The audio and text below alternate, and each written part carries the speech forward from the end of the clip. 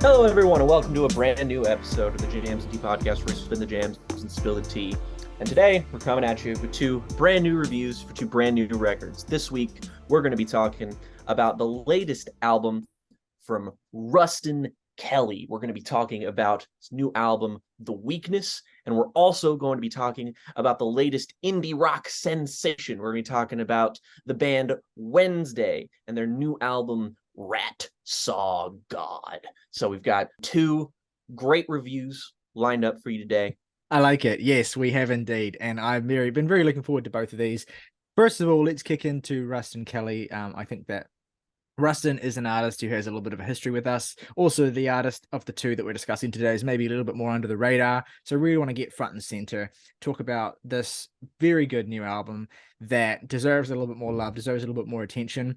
Ruston's an interesting artist. I feel like he simultaneously has kind of like been well positioned to be successful based on his particular brand of country adjacent music, but also at the same time, the way that he's pivoted into indie rock as well. He's almost kind of arrived, like maybe 5 years too late to fully get the true level of success and relevance that maybe he deserves. But still, he's put out records fairly regularly, and he remains one of the, I don't know, I'm not well enough acquainted with Nashville or with alternative country really to know whether he would constitute an underground artist, but he is certainly one of our favorite artists working in the country realm in recent years as well. And this goes back a long way with Jake and Morgan as well. Jake, I'm sure most people probably who are watching this probably haven't seen our previous review of Ruston's last record, Shape and Destroy in 2020, and maybe don't know what the history is with Ruston on this show. So why don't you give an intro to who Ruston is, why his music means so much to you in particular, and then of course what we need to know about the brand new album, The Weakness. Well, Ruston Kelly kind of got his start as a guy who was a little bit more behind the scenes. He started out as a songwriter who wrote for, much bigger artists, people like Tim McGraw, for example, and sort of was nestled to kind of come up in his own space when he did things like release his Halloween EP, for example. That's actually gotten a couple of singles like Black Magic, for instance, which you might have heard on the radio. But he's a guy who kind of, as Ryley said, has kind of been positioned to be a lot, at least in theory anyway, should be maybe a little bit more successful than he has been. I mean, it's kind of saying something when basically every time I've had to refer to him outside of this podcast, I've had to sort of preface him with Casey Musgraves' ex-husband. That's the way most people would know him, rather than his actual music, which is a damn shame because his music does mean a whole lot to the people that I've come across, at least in the sort of YouTube reviewer online circles that I've run in. Ruston is a big favorite of like critics and stuff. I know people like music writer, my friend Ethan Gordon was one of the people that put me on to his first record, Dying Star. Somebody like Spectrum Pulse has been pushing for Ruston Kelly's music a lot too. Mm-hmm. So, he's had certain people in his corner, but he's never had that kind of big boom that I feel like he's deserved. And with Dying Star, he really came out with a definitive, declarative statement, as that's an album that I think anybody who's sort of listened to or heard it just in the vein of alternative Americana or in singer-songwriter music in indie rock, that's a record that has a reputation for being particularly very emotional. It was written in a very tumultuous time in Ruston's life where he had hit rock bottom due to addiction, due to, various problems that he had suffered through. And that album is all about being at rock bottom. It is an exploration of what it means to be at your absolute lowest. So naturally, when that album came out, at one of the lowest points in my life personally, it had a particular resonance with me, and I consider that album to be one of my favorites of all time. And so naturally, you have that debut record, which is really great, and it harnesses a lot of trends that have been happening in alternative Americana and indie rock, but at the same time, Ruston puts his own spin on it. He's a really underrated pop songwriter, in my opinion, which is what makes me all the more befuddled at his kind of lack of explosion. In that, I guess the best comparison really would be a joke that I once made, and that, Ruston Kelly is Taylor Swift for depressed 20 somethings who are mildly alcoholic. He has a very direct, confrontational style of Mm. songwriting that is refreshingly unpretentious. And I don't say that to like denigrate a lot of artists that are like him or in his similar field. It's just that when you go to this kind of indie rock sect, you expect a certain level of poeticism. And Rustin doesn't really have that. He really more focuses on what is going to be the most direct, the most emotional. It's like listening to a friend confess all of their problems, woes, and what they're struggling with. And it Mm. makes it a very deeply personal experience. And he also isn't afraid to dabble in some more adventurous sounds, some more electronically driven stuff that mix with the kind of organic, muscular instrumentation that he's got. So naturally, when Shape and Destroy came out, we really liked that record, but it was a little bit more slapshot when it came together structurally, even though I really liked most of the individual songs there. And my overriding complaint with that album too is that sonically it felt like a bit of a lateral move for Rustin. It didn't really feel like it was doing anything more adventurous than Dying Star, anything different. And that's not necessarily a problem. I'm not necessarily always looking for everything to be sonically ambitious or interesting or necessarily to even grow. But when I feel like the album itself was a little bit shaky in its foundations, it could have used maybe a bit of an edge to it that made it a little bit more distinct. I wanted this to be a moment for Rustin to sort of manifest his best artistic tendencies, perhaps, and showcase a bit of growth that would maybe put the I'd say growing pains of Shape and Destroy in a little bit of perspective. I kind of speculated when we reviewed that album that in retrospect, this album might be a little bit transitional depending on what he does next. And now that I have heard and listened to The Weakness, I can say that I was 110% correct. The Weakness is a pivot for him that I greatly admire, greatly respect, and hugely enjoy. Like all of his projects, this took a little bit of time to properly sit with me just because parsing through the difficult, thorny emotions of a Ruston Kelly record, even on Shape and Destroy, for instance, it's a difficult process just because there's a lot happening that may feel like it's almost at odds with how confrontational the songwriting is sometimes, because you expect it to be kind of direct, so you think the experience overall is going to be very easy to swallow, and that's never quite the case. And the cool thing about The Weakness, from my perspective anyway, is that it both feels like an evolution for him as an artist, as a writer, and as a musician. He's harnessing a sound here that I think is the most compelling he's ever been. The Weakness is a gorgeous sounding record, like really ambitious for what he's going for. I think that one sort of point of comparison that we both brought up when talking about this album, like on Twitter DMs this week, is that overall it kind of sounds like the most recent crop of Manchester Orchestra albums, and that there's a lot of really full-bodied reverb and sound and atmosphere to these songs that, it wasn't absent before on his new records, but here it feels like that's something that he's really, really leaning into.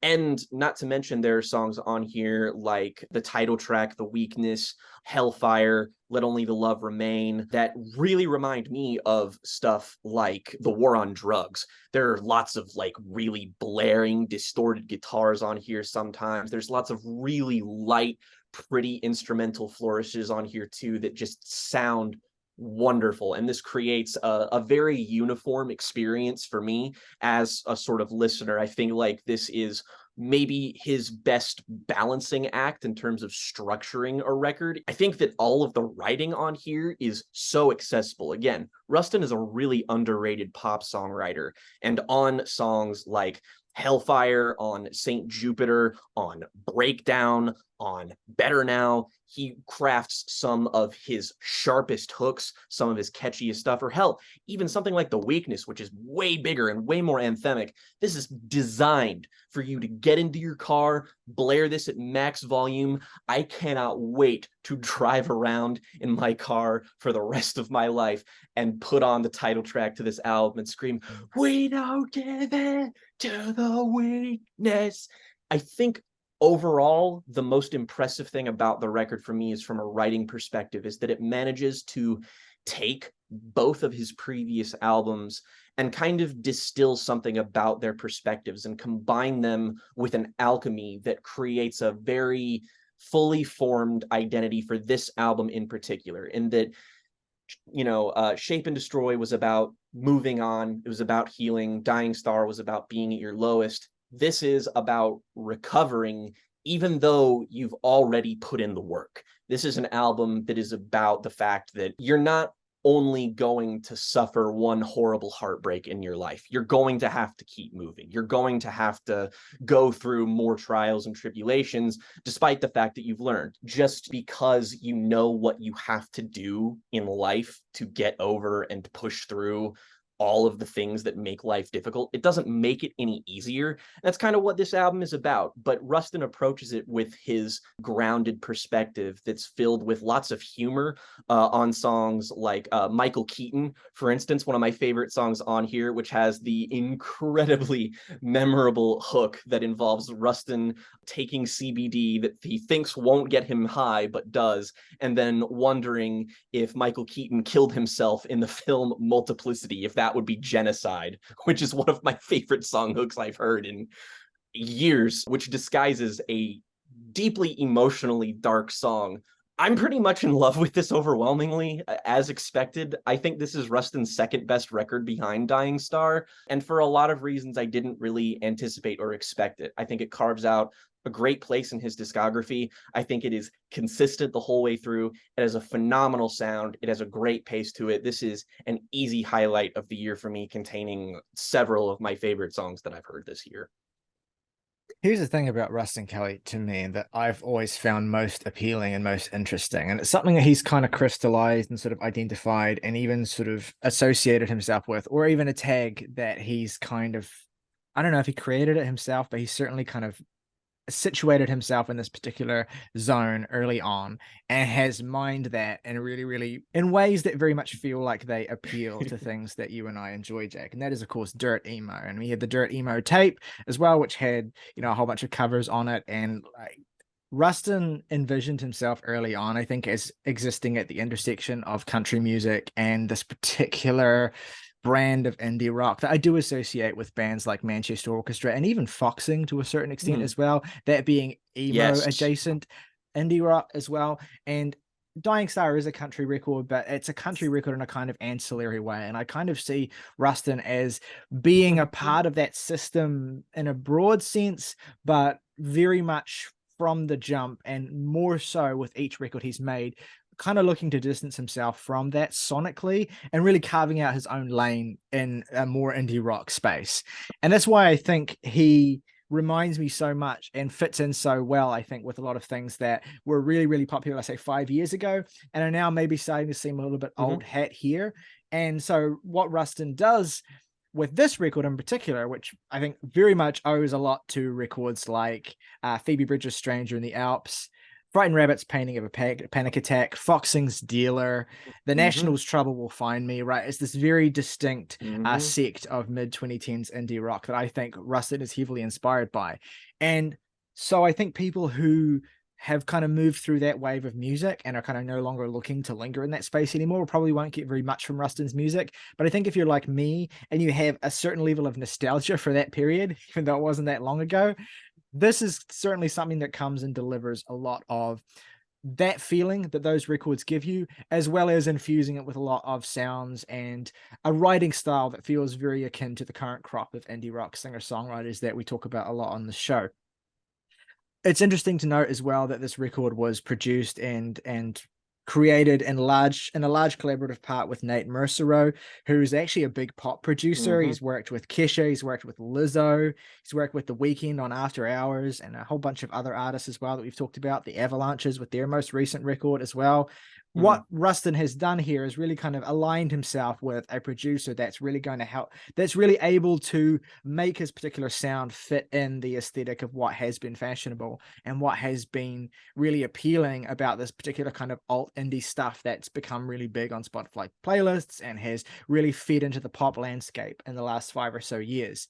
And that, I think, is primarily, again, because of how much nostalgia I have to that and because of how personable I find Ruston as a songwriter. That stuff all works for the most part really, really positively. It does give Ruston a ceiling for me, and I do think in some respects I agree that Dying Star is his best record, and I think it's kind of going to be a really hard record for him to top without really, I think, upping the stakes in a considerable way. For me, I think Ruston has evolved his sound and he's certainly taking some creative steps forward here, but I don't think, at least in my estimation, I don't find it to be as bold maybe as other fans of Ruston do. I certainly think that there's things that Ruston does on this record that appeal to me and to my aesthetic sensibilities more so than the stuff on Shape and Destroy did. But then again, the best songs on that record, like Radio Cloud, felt like instant classics, almost kind of standards of Ruston's dirt emo brand that I don't quite feel any single song here quite reaches.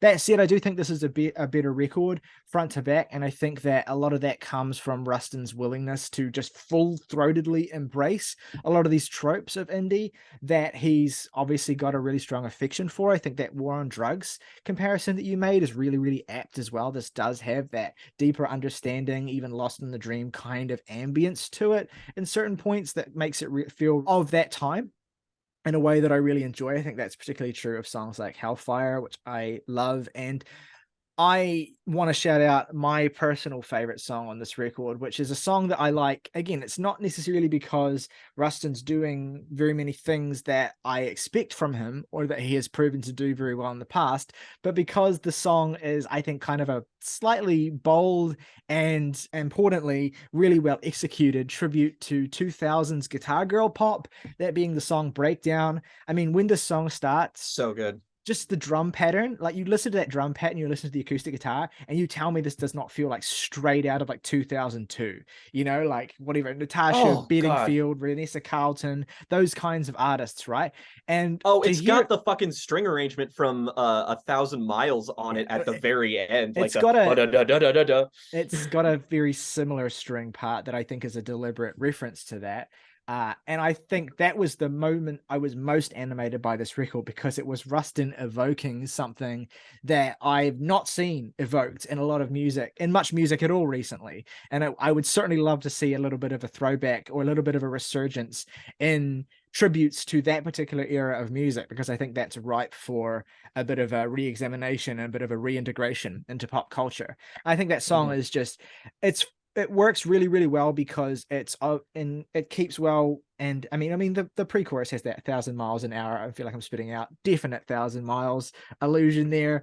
Not gonna hang on any longer. It's just, this is totally done knowingly, and I love that for it. Mhm. And the reason I love it the most is that it is this 2000s guitar girl pop pastiche, but at the same time, everything about what the song is and what its identity is in keeping with what Ruston's talking about throughout the record, which is, the various stages and the different things you go through when recovering from heartbreak and embracing new love, right? And I don't think this is as much of a step forward for Ruston as, I mean, it is in some respects. I do think this was an element that these are themes that Ruston has dealt with on previous records, but certainly what I think is one of the biggest strengths of The Weakness is how from front to back, the entire album feels like a continuous cycle through these different stages that Ruston's experiencing. And I think in the record's most potent moments, he can really put you in the midst of how fraught that state is. I think he does that really, really beautifully on Breakdown, and that juxtaposition between Mhm. how kind of peppy that instrumental is in comparison to how kind of dire the lyrics are is a really nice dynamic that really elevates that. But I think probably the definitive song on the record, like the one that best encapsulates the entire album and what it is Michael Keaton. I mean, you've mentioned that Hmm. very memorable refrain about multiplicity. It's kind of a dumb joke that served as an entry point into this very vivid depiction of Ruston in this very particular state, you know? Or is it Ruston or is it someone else? You know, like it's never quite clear in some of these songs whether Ruston is speaking from his own perspective or whether in the case of this song, he almost seems to be externalizing and talking about someone else who is going through some kind of heartbreak that he finds to be unbearable to be in their presence. And that sense of distancing, you know, where that kind of songwriting technique where Ruston is speaking in the third person, but there's this kind of implicit understanding based on other songs on the record that Ruston's kind of talking about himself. It makes it really scathing and really devastating, you know, this refrain of, I don't mean to make fun of crying, but I can hear you crying and it's killing my vibe. And I have to, if I have to listen to you talk about it one more time, I swear to God, I'll set this house on fire. Like he builds the song around that chorus essentially, and that makes it feel really gut wrenching when you have these songs surrounding it, like Let Only Love Remain and Better Now, for instance, which really feel like they are quite immediately about Ruston's suffering and Ruston's process of healing. You know, Ruston is a class act songwriter as well, so he never really writes with the kind of directness where you could gawp at his life and particularly talk about it in the Hmm. context of his famous celebrity marriage. But at the same time, you know, Ruston is an artist who benefits from that narrative, I think, and his music benefits from that narrative, whether or not he minds it directly. A Mending Song, I think, is a key track as well. Again, super Phoebe Bridgers vibes here. Even the way that Nate Mercero mics and the effects that are put on his voice is almost like it's deliberately echoing those early Punisher songs. And that's something that works to Ruston's benefit, given the tone of the song and the fact that lyrically, it also feels like it's taking a bit from the Phoebe Bridgers playbook. But Hmm. also at the same time, it risks as well feeling a little bit too much like it lacks his identity, which I think can be one of the weaknesses. God, that was seriously not an intended pun of this album in certain moments. That said, I think it really brings its best foot forward in the back half and particularly the closing stretch as well. Better Now is as simple as it is devastating. I've come back to the song an awful lot and it just really Yep. pulls at my heartstrings. The idea of willing yourself into betterment as well, in the sense with which Rustin sings about, I think I'm better now. And it's not this necessarily the cynical thing where it's someone kind of trying to will themselves into believing something that they haven't put the work into achieving. But also at the same time, you don't know if you can fully believe that the worst is over, as he says he wants to believe. It's this great song, has that sort of emotional depth to it that I really, really love. Wicked Hands, I think, is a fantastic penultimate track as well. We've got two records we're talking about today that both reference very different worlds of indie rock, but very directly in Yeah. ways that feel like, yeah, this is the kind of era of songwriting we're living in now, where it is just like it's very postmodern. You know, let's do an indie rock song about being sad and name drop an artist who made one of the definitive sad records of the last sort of the generation we're in. And of Perry course and Lowell specifically, of yeah course. and of course that reference in Wicked Hands sticks out like a sore thumb, but does work in this context as well, because it's just the era we're living in. It's the style of songwriting that predominates now. It's this kind of direct bluntness and approach that Phoebe Bridgers pioneered and perfected, and the rest of and every other songwriter in the world right now is essentially just trying to find their own version of that. But the chorus is what really sells the song. I wake up in the morning with my ugly and wicked hands. I cannot bear the weight of all I've lost. I cannot keep doing all the same things and pretending like there won't be a cost. Like, man, that just hits like a fucking freight train. And I like the fact that though I do really feel as though this record has this sense of forward movement through these cycles of healing.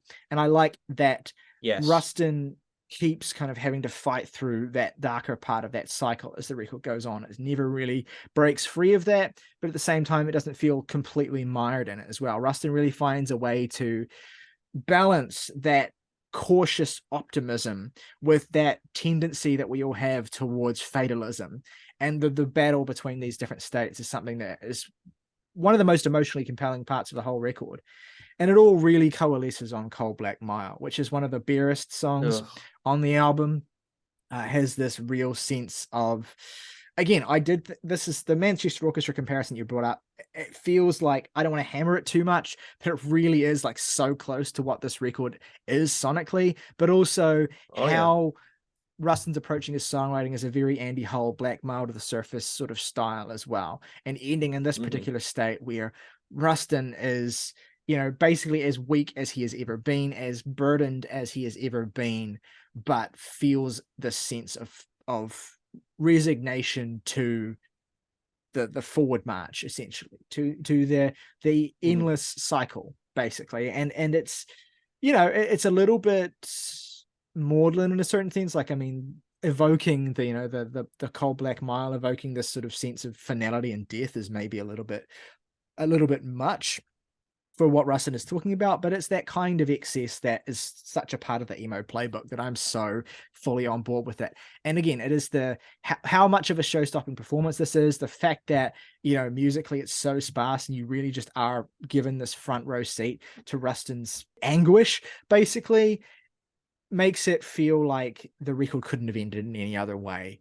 And it stops me in my tracks every time I hear it. It is a really, really, really powerful song, frankly, and one of Rustin's best, I think. So, yeah, I've come to really, really love this record. I think that it's not better than Dying Star, which was so close to a masterpiece in my eyes and was a real kind of revelatory moment for me in approaching and appreciating the sort of modern era of alternative country. But Rustin is a really affecting writer, and he has his own voice, and he's adopting aesthetics that make this feel so much of a piece with so much of my favorite music from when I was, in my late teens and early 20s, that I'm a complete sucker for it. So I do recommend this, definitely, and I encourage you to check it out, especially just because Rustin hasn't quite achieved the level of success that I think he's been seeking, and that his style kind of puts him in the company of.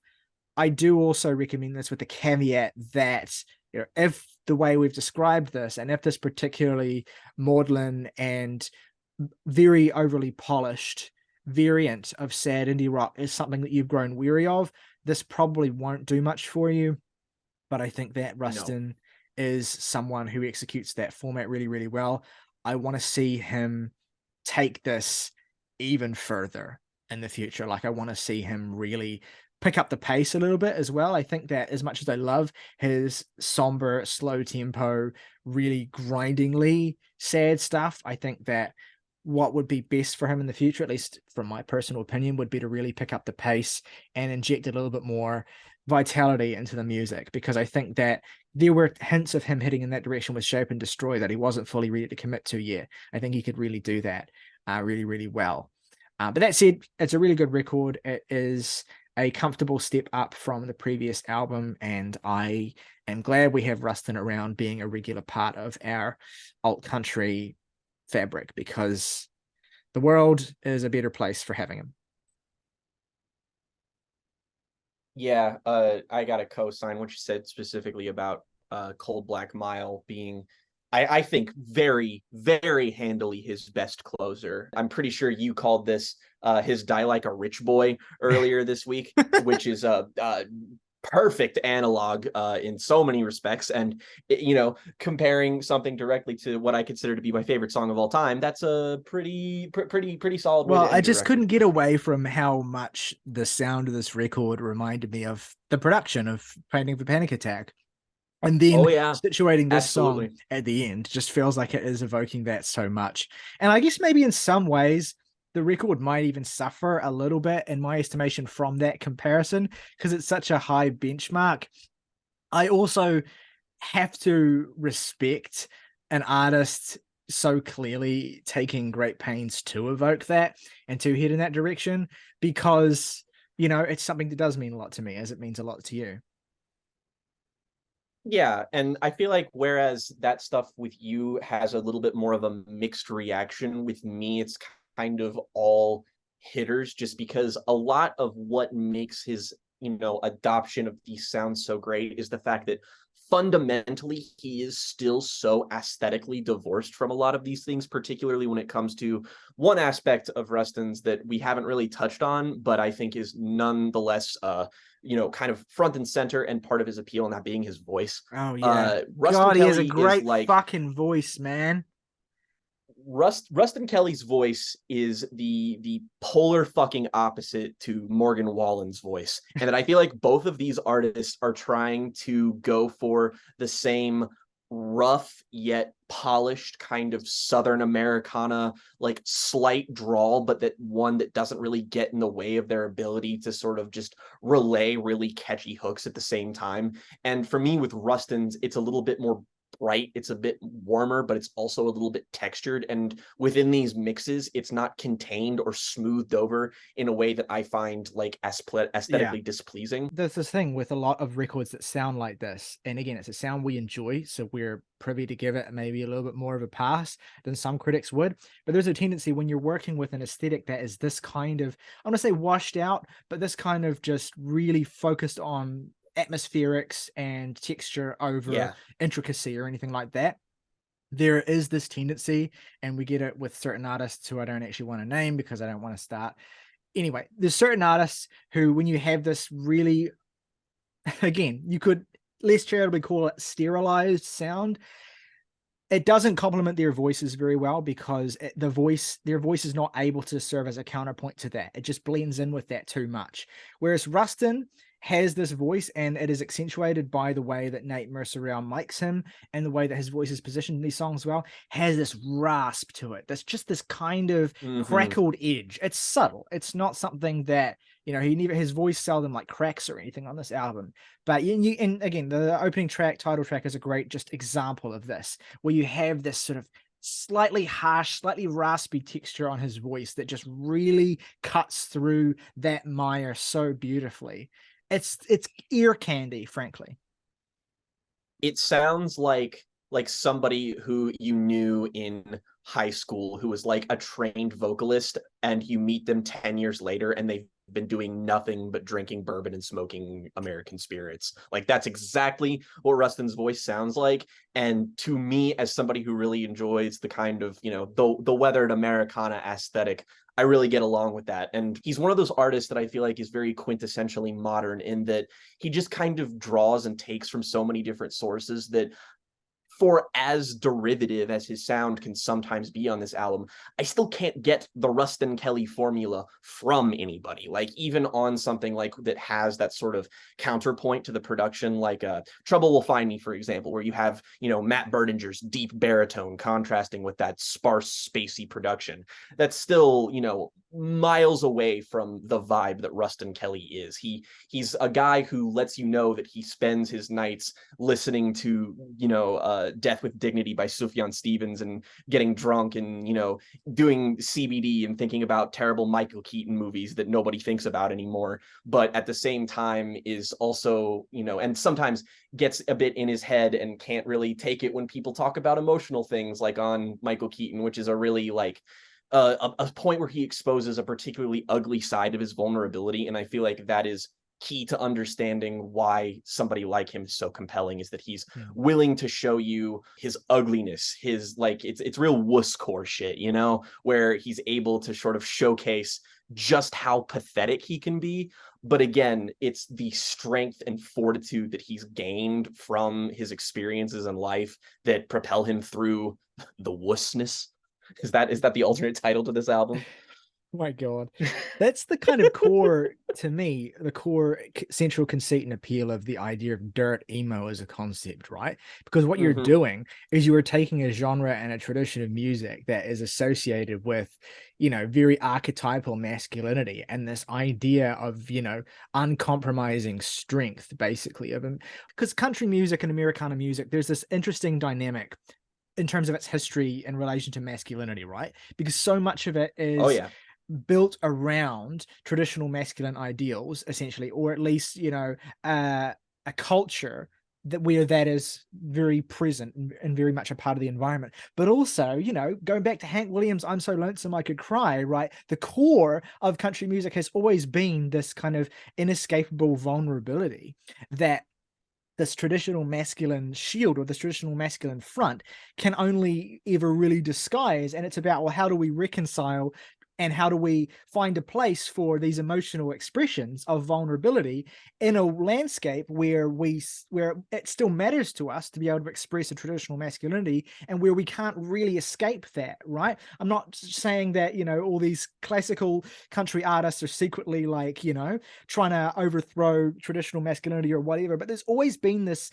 interesting No, you're right friction though. and dynamic in country music between, like, okay, how do we speak to and how do we communicate our love for this particular culture and lifestyle that we've been raised in, that often, you know, and speak lovingly about these particular often stereotyped roles and situations and things that we experience as men, and with the women in our lives and the people in our lives and all that kind of stuff. How do we, you know, speak to that while at the same time being true to something that fundamentally is sort of swallowed up and covered up by how that has presented itself? And I think this dynamic is a core part of why country music and Americana has been so misunderstood for so long by people who aren't Yeah. that interested in getting involved in it, because they assume that it is all very two-dimensional, stereotypical, fake macho shit. They don't really ever, you know, have the patience to interrogate anything more complicated than that. And I kind of really wish Jen was here with us to talk about this, because I know they would have some really, Yeah. really meaningful thoughts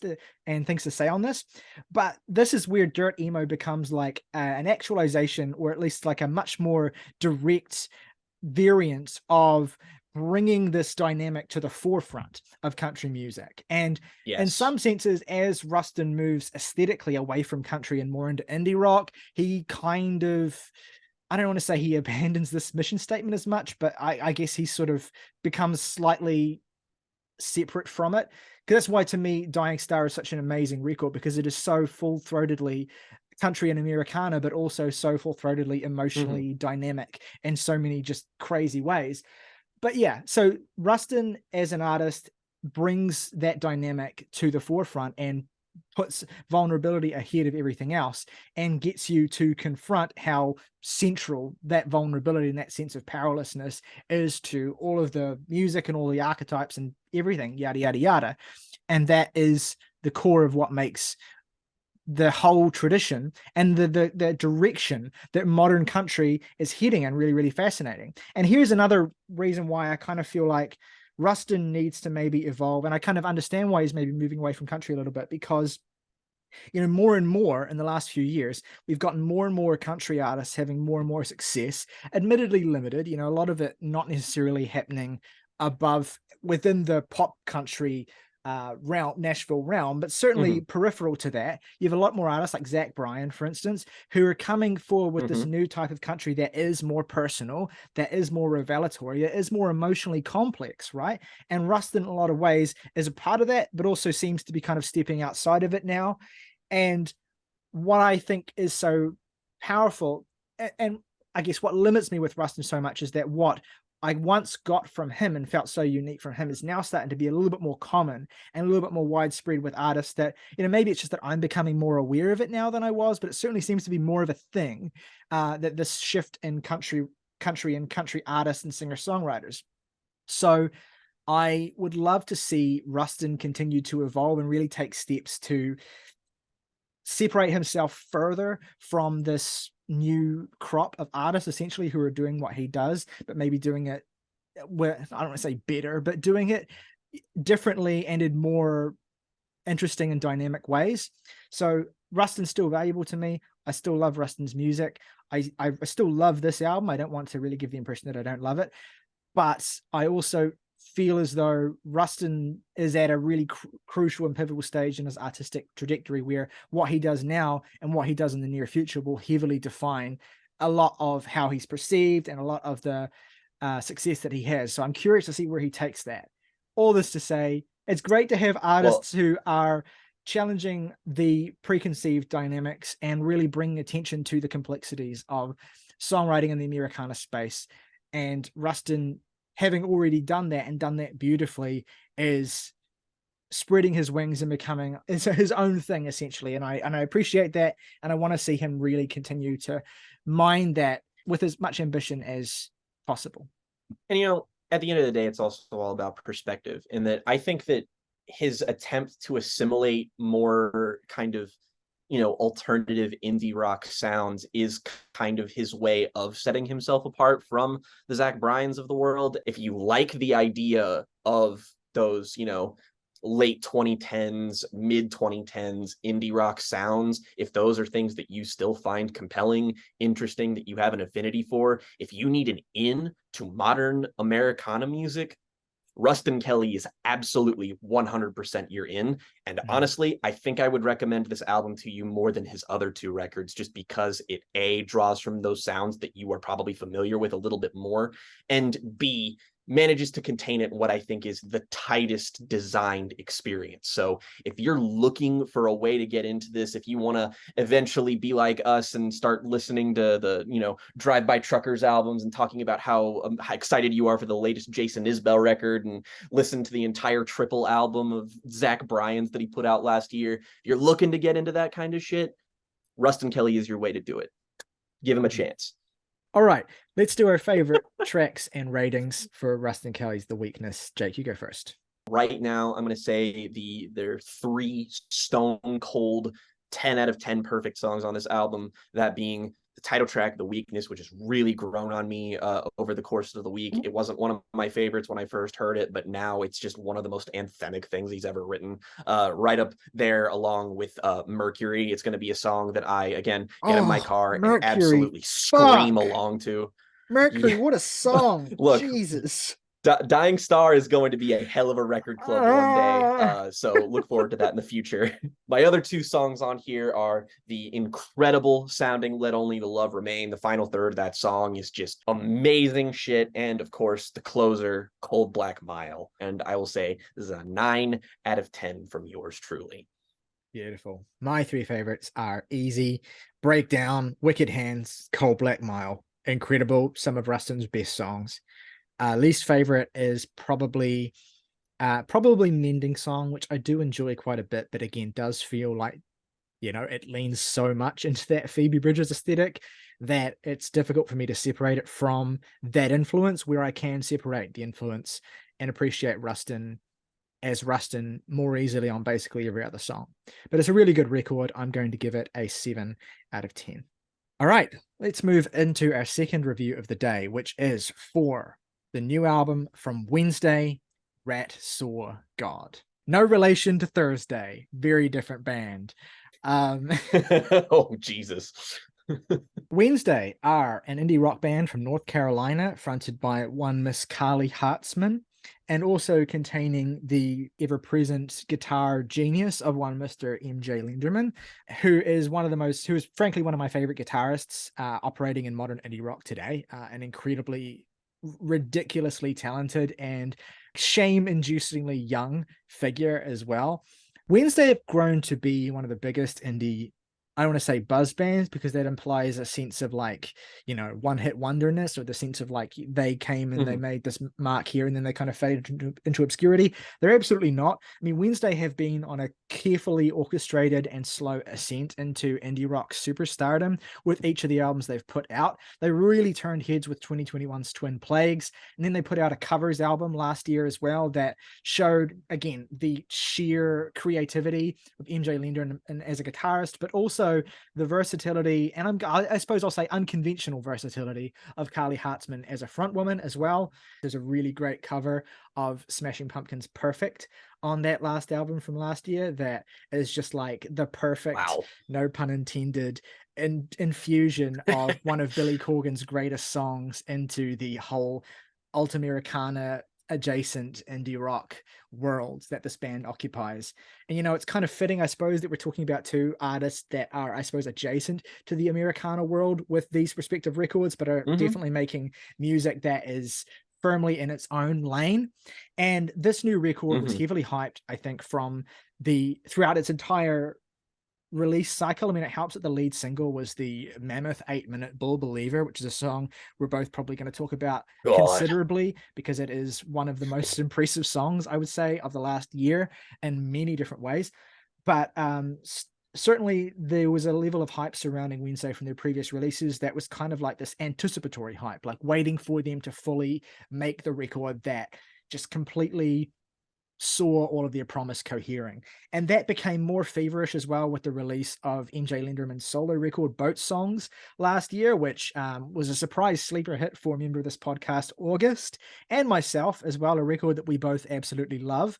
A great sort of alt country adjacent slacker rock take on indie rock, basically.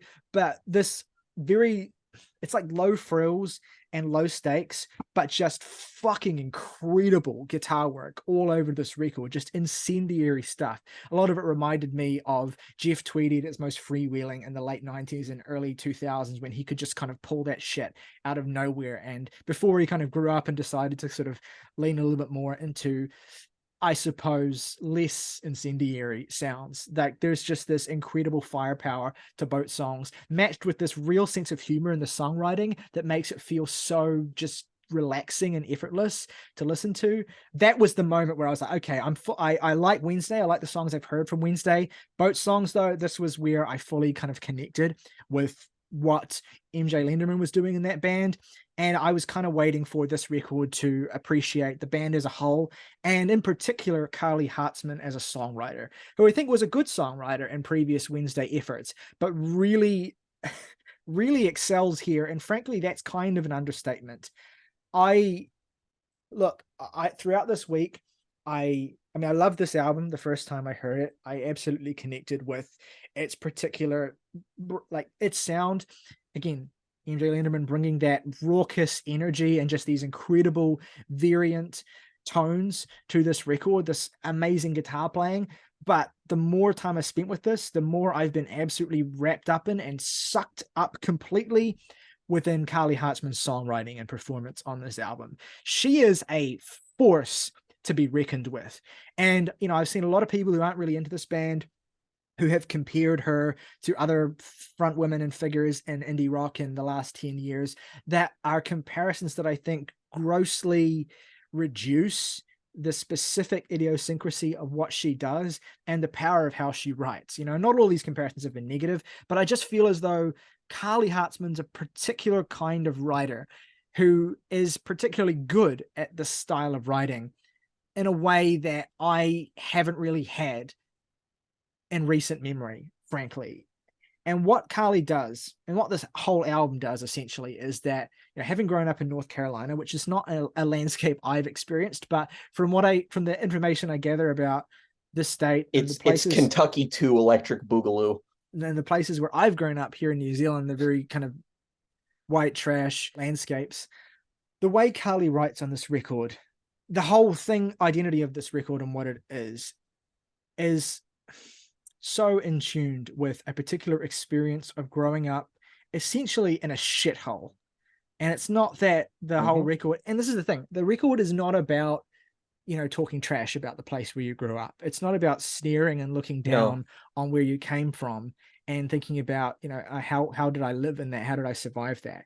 It is about the inevitable journey that we all make when we grow up in a place that essentially exposes us almost constantly to traumatic experiences at a very impressionable age, getting distance from that, and then having this moment of realization where you think, I had no idea that I had no idea what I was surrounded by, what I was actually experiencing. It all seems so normalized to me, but now that I have some distance from it, there's something horrific about it. And there's something truly tragic about it that I never really appreciated as a child. And I was maybe blissfully ignorant in my experience growing up. And I kind of miss that blissful ignorance, even as I appreciate the distance that I have been able to get from it in terms of growing up and having a happier life. I miss, and in a lot of ways, I have complicated relationships with my ties to that really ugly place and to people that mean a lot to me, but also who were capable of real ugliness. And so it's this emotionally complicated and very therapeutic experience in more ways than one. I was listening to the IndieCast podcast where they reviewed this album last week, and Stephen made a great comparison where he talked about Carly's depiction of rural North Carolina, and she talked specifically about growing up in the town of Greensboro as well as a specific locale. And Stephen compared it to Harmony Korine's vision of the South in his movies like Gummo and Julian Donkey Boy, where it's this kind of like contorted, almost like freak show depiction of a place that has this inherent empathy and understanding.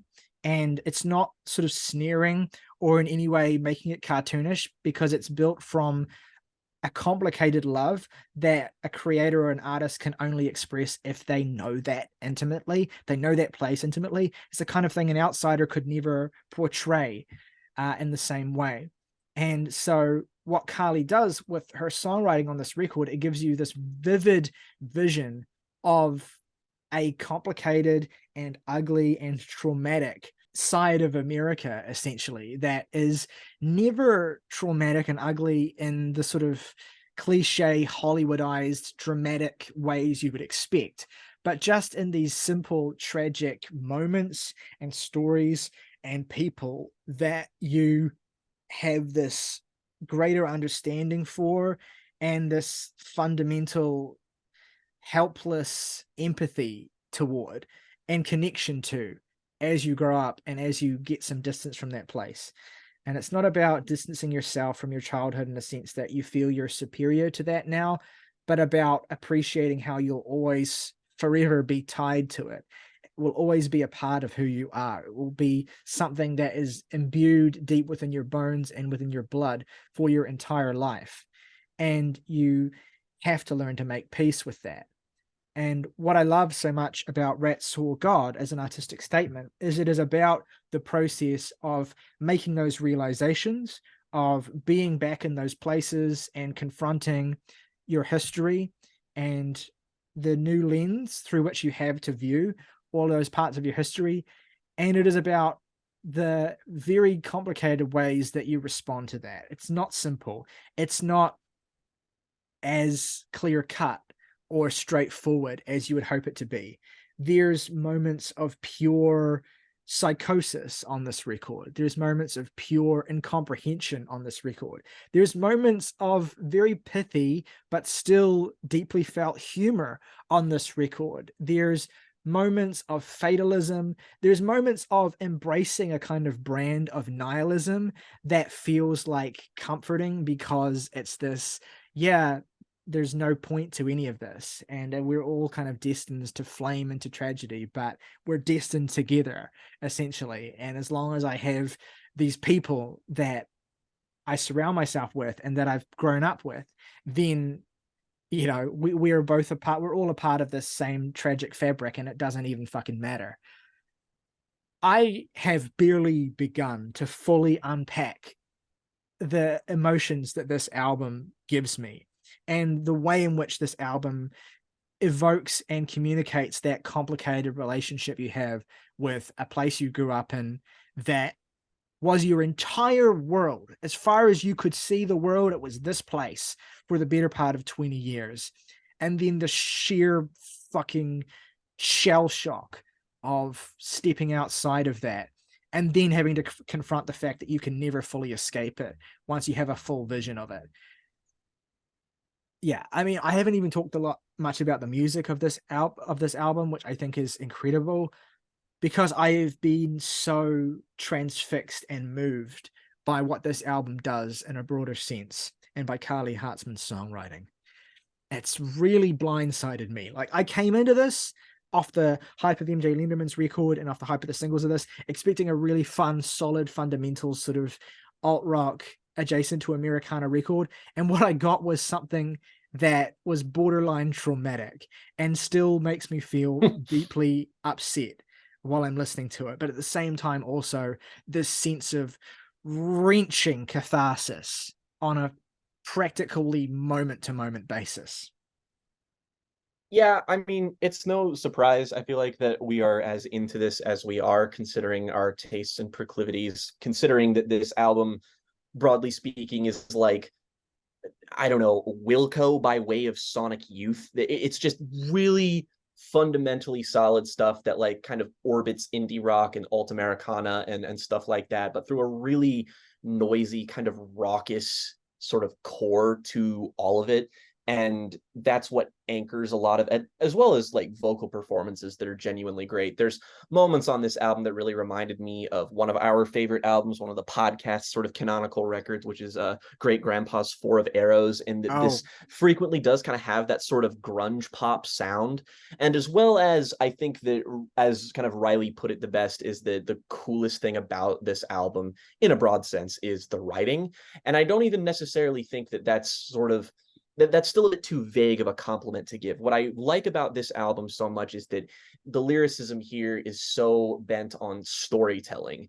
It's very environmentally driven and stuff like that, but it really does seem to paint narratives that reminded me of not just stuff like, I think the sort of emotional incisiveness of a band like Great Grandpa is certainly here in some respects. It's a little bit less kind of slanted and metaphorical than that band can be, but the lyricism that it reminded me of most commonly, that I kept coming back to over and over again, is actually Christian Holden of The Hotelier. I kept coming back to songs and thinking like, man, this reminds me of stuff like Ode to the Night Rats Club, mm, or In Framing, stuff that oh. like that just details these portraits of people in these places being stuck within them. This environment that I also do very closely connect with, North Carolina's bordering, or at least close to bordering, on Kentucky, and I've spent a fair amount of time there.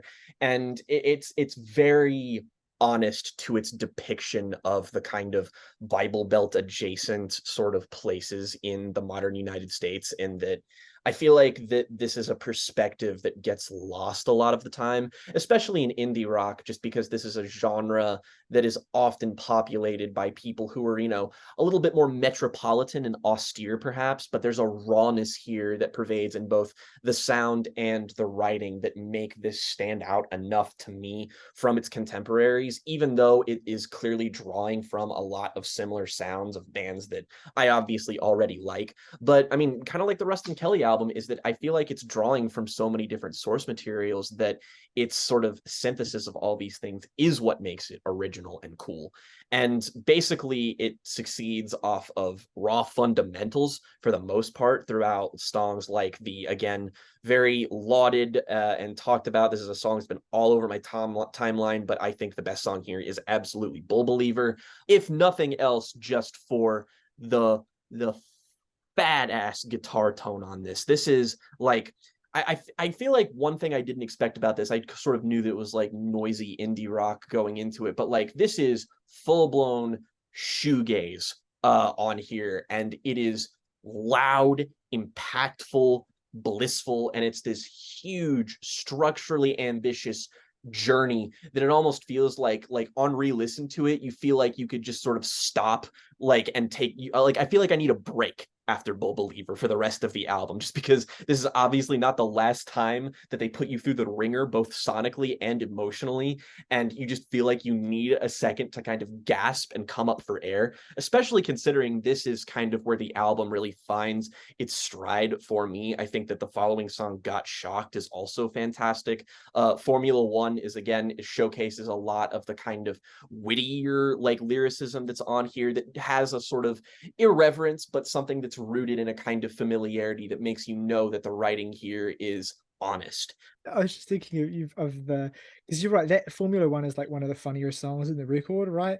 Like it's this, well, it's not like funny, it's kind of like slightly irreverent and sort of like Not like painting funny, haha. painting this sort of like domestic portrait that's as endearing as it is kind of, slightly unusual.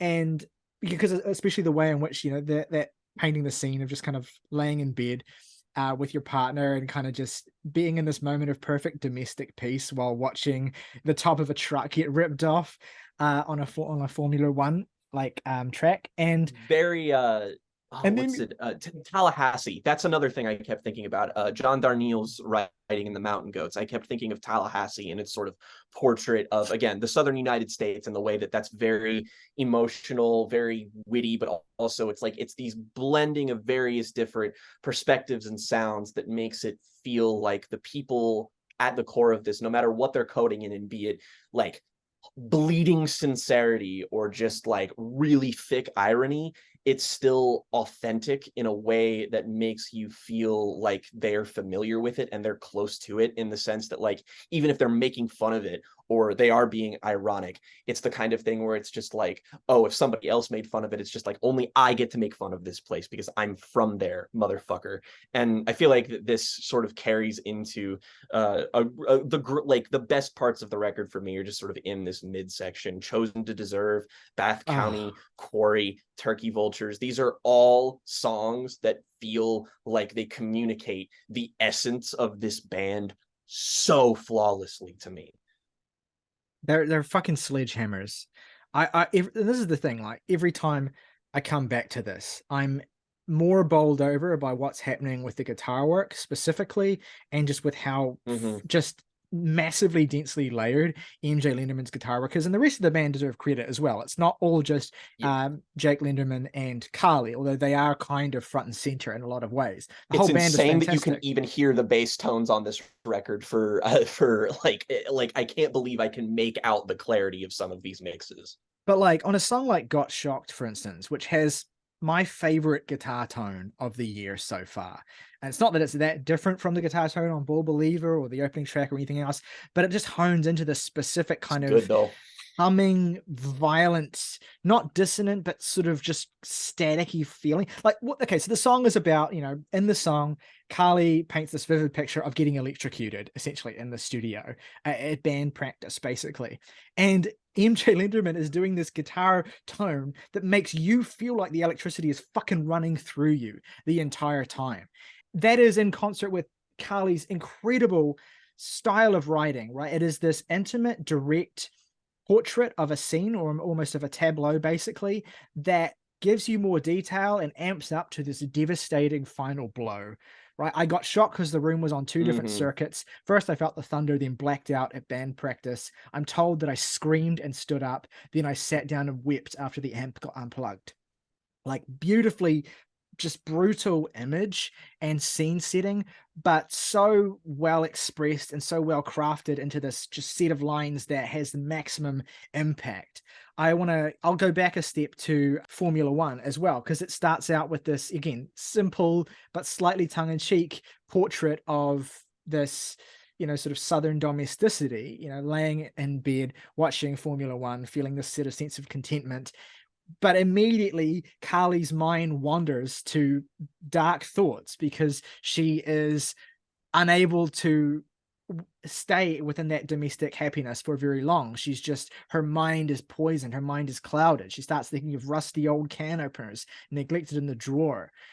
She thinks about birds flying into the window that will never learn but also won't die. This incredibly dark image, and then this final verse God. that just breaks my heart. Halloween decides to beat me into a pulp till I try to just play dead. I broke the dark, my day is gone. I listened to what you'd been thinking. Love's not the way to treat a friend. Just, she has this amazing ability to, with each line, you get more and more insularly kind of claustrophobically pulled into her world until she can just land a crazy fucking blow to the face at the very end of the stanza or the verse, or whatever she's doing at any particular point in time. And I think that some of the more punctual moments on the record really allow for this to just suck you in the face, like the opening track, which has one of the most evocative song titles of the whole album as well: Hot Rotten Yeah. Grass Smell. Like, before you even put the album on, you see that song and you're getting a sensory experience where Carly is taking you to a particular place. And that the set of lines in the song, it is a very short song, it doesn't have many lyrics, but each one feels like a fucking 2x4 to the face. Your closet froze after you left, except the people who took your shirts. Closed off your door with yellow tape, saw myself dead at the end of a staircase. Like, fuck. there's just enough lacking context there, as well as enough emotional immediacy to that, to make me feel like I want to go to bed and never get up again in my whole life. Combined with the sense Damn of straight. place you get from the neon sign at the nail salon turned off while the street lights are turned on, that sense of Mm. being trapped even when you're out in the open of the streets, and you can't escape the hot rotten grass smell as well, no matter where you go in this place, that follows you, that aches in your brain. I mean, Bull Believer really, I mean, this album, this is the thing about this record, is that it is a fucking gauntlet of emotional intensity and pain, right? Because it starts there and just goes so far down the rabbit hole with Bull Believer. I mean, what a fucking, can we just appreciate the sheer cojones of putting this song second on your record, and also not having it completely overshadow what follows. I mean, it is a Yeah. intensely cathartic song for many reasons, but it's also like not even the most cathartic moment of the record for me, which I'll get to later. There's this fractured lyrical approach, very poetic, very imagistic here, but so evocative and intense at the same time that it never feels overly vague. Comfort fools us into faith, then fate pulls us away again. A corpse with a spirit got out of my bed today. I love these kinds of couplets, right? Where the first line is almost this sort of abstract truism about isolation and loneliness and, you know, the reality of your experience in a particular place or at a particular time. And then the second part of the couplet is just this very concrete image that brings the whole thing into reality in a crushing way. Bottles call you from their seats on the choir riser, laid on my back in the tepid bathtub water, the ache of the wind on the windows, the blood under the bridge, which I'm going to choose to believe is a Frightened Rabbit reference. Because That's what I heard, that was immediately like, are they? oh. Are they? I have to believe that. And all of this, all of these kind of fractured and haunting depictions of this particular place, like an empty house that's groaning and croaking and sort of haunted by the ghosts of people long past or by traumatic events, that then curdles into this very specific narrative of being passed out on a couch at a New Year's party while their friends are playing Mortal Kombat. And she's having this complete psychotic breakdown, basically, where she's where she's so tunneled into her own head and basically having a panic attack and screaming, finish him, finish him, finish him, over and over and over again, preceded by my favorite lyric on the whole album, God make me good, but not quite yet, which is the kind of line that resonates with my soul so strongly that I almost want to get it tattooed. This is the thing. The album gets you so brutally with that 1-2 punch, and then the details and the specificity and the domesticity increase with songs like Formula One, for instance.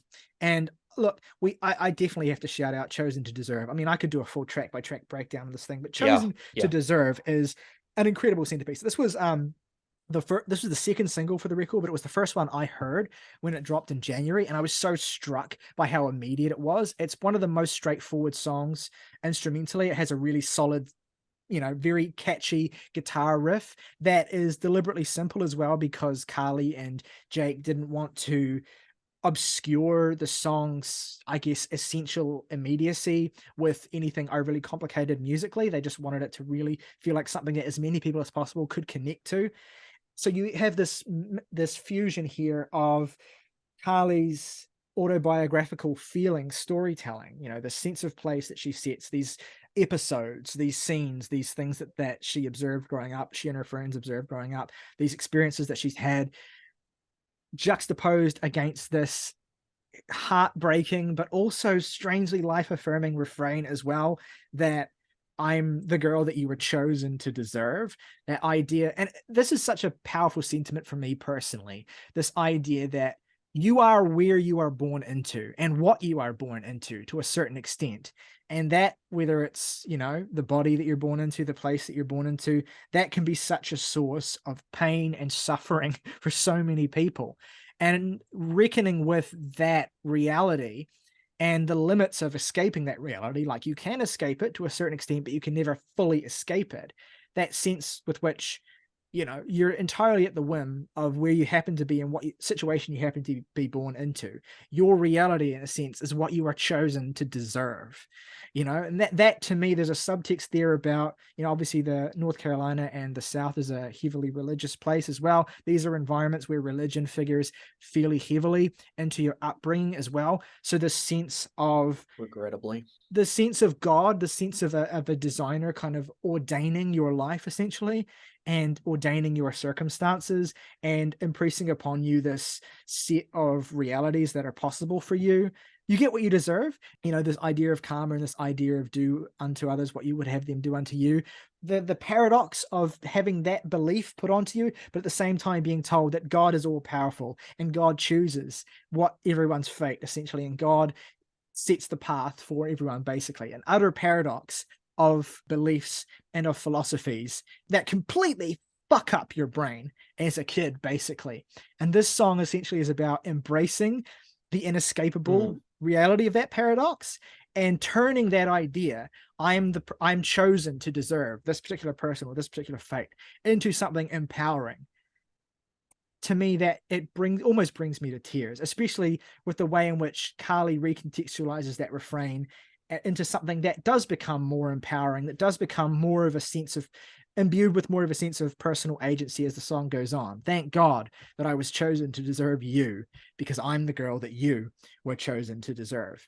It gets me in so many different ways. Bath County, beautiful song. This is where the religious themes of the record are spoken on, maybe most explicitly as well. Not the religious themes of the record, but like the religious context of the environment. I mean, Bath County specifically being a place in Virginia. And there's this scene that's said as well, sipping piss-colored bright yellow Fanta, heard someone died in the Planet Fitness parking lot. Fire trucks rolled in and people stood around. Again, that sense of vivid, declarative, episodic memory storytelling that, again, very much taken from the Phoebe Bridgers playbook, but it is so effectively utilized here. Because Carly just has this ability to conjure these images and these lines that feel like they're ripping the skin from my body. I mean, the chorus of this song is simply is only sung once at the very end of the song. It is simply drunken laughter, violence after killing the heat, salt strips the paint. Like, you can taste the place and the suffocating feeling of that place within this song. And then you get two songs back to back, which are two of my favorite songs of the year, frankly, and I think kind of the heart and soul of what this record is all about. Quarry and Turkey Vultures. Now, these songs are, I keep impressing the brutality of this record as though it's a point that needs to be impressed over and over again. I'm trying not to repeat myself, but here is where you basically approach the climax of the album. Quarry is my favorite song on the record lyrically. I absolutely have been thinking about the refrain, the chorus of this song all week. We had to add it to the tab. To die, we have to settle up. So we just go until we can't, or we burn it down to feel the heat. Again, that sense of trappedness, that sense of having to exist within the very tightly constrained boundaries that you've been chosen to deserve, basically. Mixed against these darkly pithy and comic pictures of this environment. The rain-watered house on the dead end of Bay Tree. An old bitter lady sits caddy corner to the aftershock from the quarry. She says America's a spoiled child that's ignorant of grief, but then she gives out full-sized candy bars on Halloween. I love the fact that Halloween is kind of referred to almost as a repetitive motif on this album as well, because the whole institution of American Halloween and the event of that as a child, I can speak to it because it's a similarly big thing here. The whole fiction of that and the whole sort of weird event that is becomes such a fixture of your childhood and growing up and some of the most memorable childhood experiences you have. These stories that are told throughout the song that give you this gateway into the world that Carly and her friends experienced growing up, that gives you enough to inject your own reality into it, while at the same time still feeling so vivid and so declarative in its imagery. And my favorite line in the song is, "The sweet talk never lasts and you learn to go on without it." I mean, there's something so tragic in the nature of growing up in that line. The fact that the assurances and the support that your parents give you, you know, they're things that wane more and more as you go up and as you're perceived to need it less. Basically, you know, your parents want to let you experience the world and coddle you less and less as you grow up, and rightly so. But at the same time, in some ways, it can feel as though their support disappears more and more as you feel more and more isolated growing up. And there's something so true about that that really breaks my heart. I mean, Turkey Vultures is one of a very difficult song for me to listen to. This is the ultimate vision, I suppose, alongside that second half of Bull Believer, of Carly's most uninhibited and upsetting reaction to confronting the reality of who she is, the life that she's been given, the places she's existed in, the story that she's a part of. You know, she wraps her heavy gauze around herself. I get unfocused, make me blurry. I tether myself 3 feet from me. I do not feel my ugly body. Like, this is when you brought up, Jake, that some of the lyricism here reminded you of Christian Holden in The Hotelier. This is where I resonate the most with that, because one of the prevailing themes that Christian writes about in their music is the separation from self. I mean, you can read it as gender dysphoria in some respects, especially considering that Christian is non-binary, but you can read it through a bunch of different lenses that make the Hotelier's music so powerful. This idea that when you're traumatized, you create a distance from your actual self and from who you feel the most protected and vulnerable version of you is. And you wrap that version of yourself up, and in some ways you suffocate it. And this song is about trying to protect yourself from trauma, essentially, so much that you basically just suffocate yourself. The snow didn't stick, it never does. The boat I feel so lonely in ends up to hold us all. I cannot tell myself apart. At night I don't count stars, I count the dark. I cannot tell myself apart. That line in and of itself just basically causes me to spiral.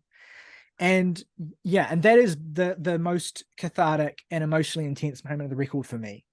It does end with 2, I suppose, more slight songs that I value for very specific reasons. What's so funny, because it's kind of like the aftermath of this catatonic state that the previous song puts Carly in, where she's essentially completely disembodied from herself and almost singing in this weirdly emotionless and kind of distanced way that feels so much like a product of a coping mechanism.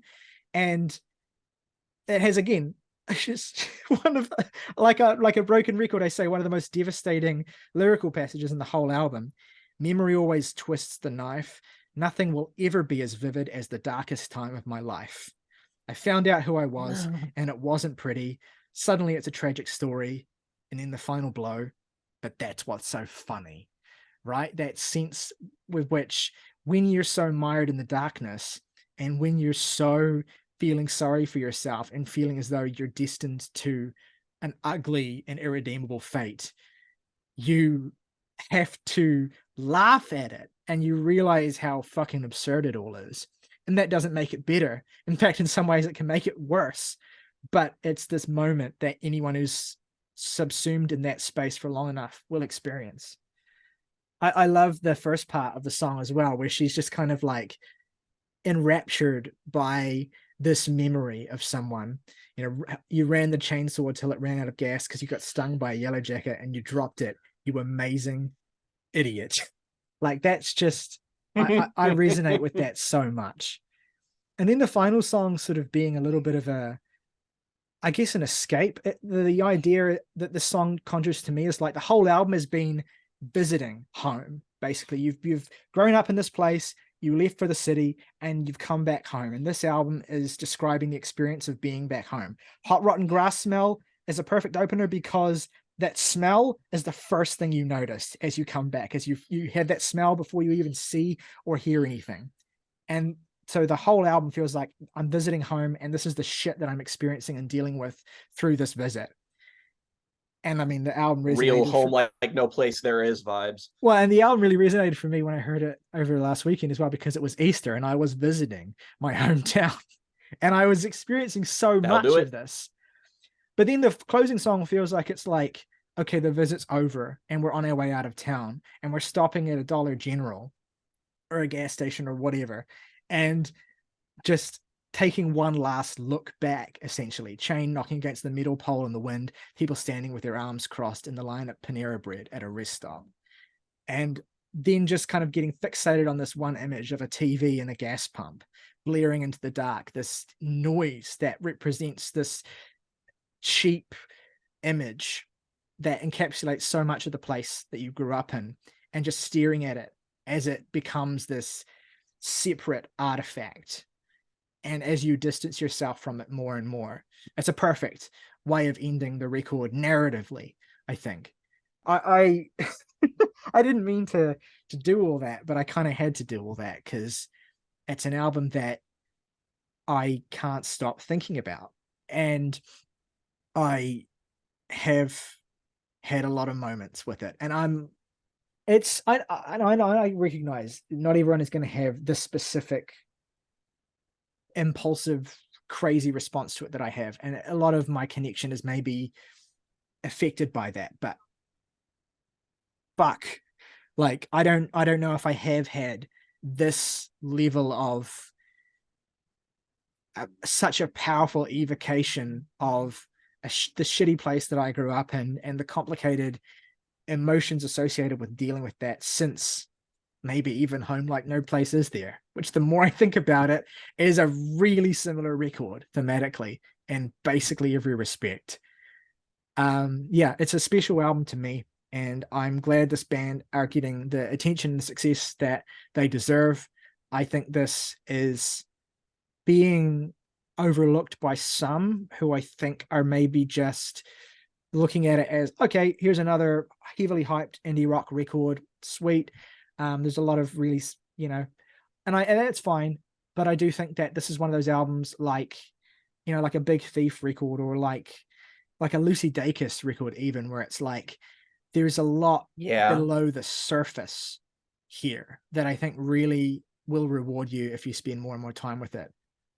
Yeah, that's kind of the thing about being an indie rock advocate in, the year of our Lord, and that we're not exactly, singing the praises of the underdog anymore. Indie music is now kind of a contradiction in that it like what is really independent about indie music now? Like it whole nebulous discussion to get into. But the thing is that indie rock is such a wide label nowadays that I feel like people kind of unfairly they just have an idea of what an album like this might be before they get into it, and it might cause them to not interrogate it on the level that it maybe deserves to be interrogated on. And I feel like that's the cool thing about indie rock in general, is that yeah, it's kind of a frustrating label because it's so non-specific and so like vague that it just barely means anything at this point, because again, this and the National technically being the same overriding genre doesn't feel like it should be the case, but yet it is. But that's the wonderful thing about it, is because the definitions of it are limitless, and it allows bands like this to again assimilate all these different sounds and pull from all these different bands and influences and make something that is completely unique and completely on their own.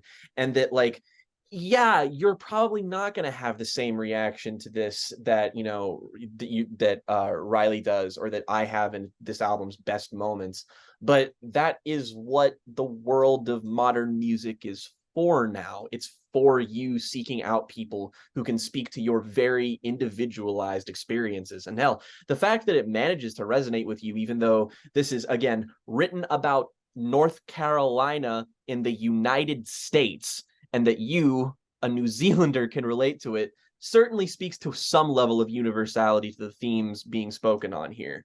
If I can pivot to a more boring form of criticism that on here, that I want to like not have this criticism because it seems to be the thing that I've seen a lot of other people say with it, and that I don't really think the album ends on its best leg musically. I do like Ryley appreciate what it's doing in the like machinations of the narrative, but on the other hand, there is just that part of me that's like, God, maybe I would prefer this album if it just kind of ended on turkey vultures. There is a lot worthwhile about TV and the gas pump and what's so funny, but at the same time, I almost just feel like that sort of quick in and out, like, and this is not a long record for the, like, just to say that, because it feels like I would be at the risk of making this complaint and making the album too short. But at the same time, it almost just works as a cathartic, just, explosion that just sort of ends at the end. But I appreciate what they're doing to the point where I wouldn't want them off the record. I just find everything that precedes them to be such a, astronomically fantastic height that it doesn't quite stick a perfect landing for me. But at the same time, there's an unkemptness to this album that makes its kind of slight shagginess structurally feel in keeping with what it is. Like, I don't really, like, it's a complaint I have, but it's also something where I'm just like, yeah, but does it matter all that much? I don't really think so, but it's still something that I felt like I should voice. Yeah, I mean, you're right. It's a slight record, and I mean, more than 20% of this album is Bull Believer. So in a certain Yeah. sense, like it's so, the way that it assaults you is so just uncompromising and vivid and immediate. Like Mhm. it just really throws you into that. And a lot of the album post that is kind of recovering from that to a certain extent and kind of almost polishing yourself. Like, to me, the album hits this really early crest with Bull Believer and then sort of moved into a slightly more subdued state, although still with Chosen to Believe in Bath County, you have some real like complicated and layered guitar Yeah. work happening. But it is sort of, it is kind of recovering from that assault and then building you up again to a final sort of panic attack that leaves you in a state of kind of catatonic self-protection in the final stretch. And that can be intense and also can be bewildering, and it won't work for everyone. And I admittedly, like, I'm interpreting and reading the album through a very specific lens. That is my interpretation. And if that doesn't resonate with every listener, then certain moments on this record might not hit the same way. But yeah, it is something that there's simultaneously a lot of care put into the way this is orchestrated. But at the same time, the function of its orchestration is so deliberately confrontational. I do want to take a moment, though, and I'm sure you'll join me here, to appreciate Carly Hartzman as a performer as well as a writer. Like, Oh, yes. I've heaped so much praise on her as a writer, and I do think she is, based purely on this alone, one of the great indie rock songwriters of the current moment. But her Oh, yeah. performance on this album is sensational. I think she's gotten a lot of flack online from people who don't like her voice. And look, she is doing some things on this record vocally that are confrontational, maybe. I don't know what word you want to use. Very intense, very volatile. She is allowing herself to be vulnerable in a way that is quite unpleasant. And that is something that is so critical to the power of a lot of these songs and songwriting as well. So I want to appreciate how completely uncompromisingly Carly throws herself into these songs performance wise. Bull Believer, especially, and I'm not just talking about the screaming at the end, which is incredible, but even in the first half of that song, the way she's singing is just so, there's a brutality to it. She's allowing herself to really, not hit certain notes and just have this sense of gnarliness to her performance that is so key to it to me. I mean, that is, if you were to say, oh, MJ Lindeman's guitar work is amazing, like all the different dynamic things he does, the way in which he creates these blown out sounds and these massive layered effects, but Carly Hartzman's voice, I mean, they're doing very similarly dynamic and crazy things to me. So they both work really, really well. And I understand, like, if, okay, you don't like her voice, fine, but it's not in any way detracting from the material or at odds with it. It is so critical to what the material is doing that I just wanted to put an extra good word in for it, because I think that her performance here is so powerful, and I can't fold it in a single To way. be less nuanced about it, it's an ultimate pleb filter. I mean, I don't see much of a difference between this and something like Hop Along, for example. It's the same kind of performance, and I feel like it being just as, I don't know, that's a comparison that seems very foreign to me as somebody who had no familiarity with this band before this album. I was able to swallow this pill very, very easily, to the point Oh, where I can't believe it's being made a thing out of. Jake, you and I have real hive mind brain because I forgot to make that comparison up until this point, but Francis Quinlan and Hop Along, again, along with Christian Holden, another iconic indie rock non-binary artist, shout out.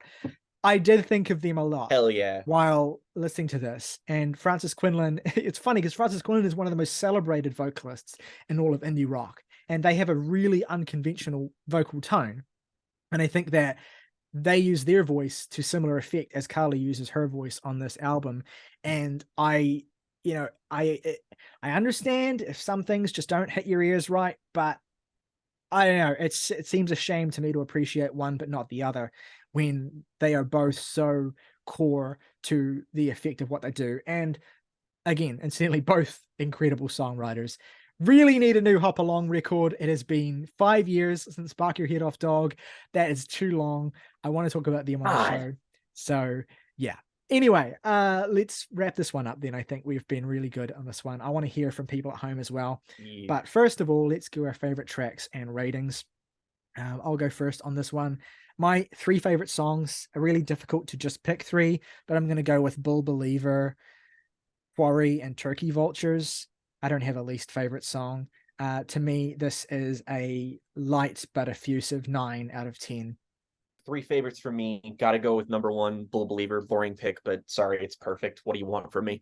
Then I'm gonna go with Chosen to Deserve and Bath County, which are honestly like nipping at its heels, frankly, in terms of perfection. And least favorite, it is probably What's So Funny. And again, effusive, 7 out of 10. All right, well, let us know at home what you think of either of the albums we've discussed today. Ruston Kelly's The Weakness and Wednesday's Rat Saw God. Want to hear your thoughts, want to hear your takes, especially if you disagree with us, if you veer from us, or if you have any additional thoughts on our perspectives that you want us to know. Please let us know in the comments below. Love hearing from you, love hearing your takes on these albums. If you enjoyed the episode, please consider giving it a like and subscribing if you haven't already. Both those things help us out a tremendous amount. If you want to go above and beyond, hit the join button for just $1 a month. You can become a member of the Jams and Tea family, get yourself entitled to perks such as your name in the title crawl of every video on this channel. Plus, if you want to recommend us some music to listen to and talk about on our now episodes, your recommendation will go to the top of the pile. Until next time, though, folks, rock over London, rock on Chicago, Panera Bread, a loaf of bread in every arm.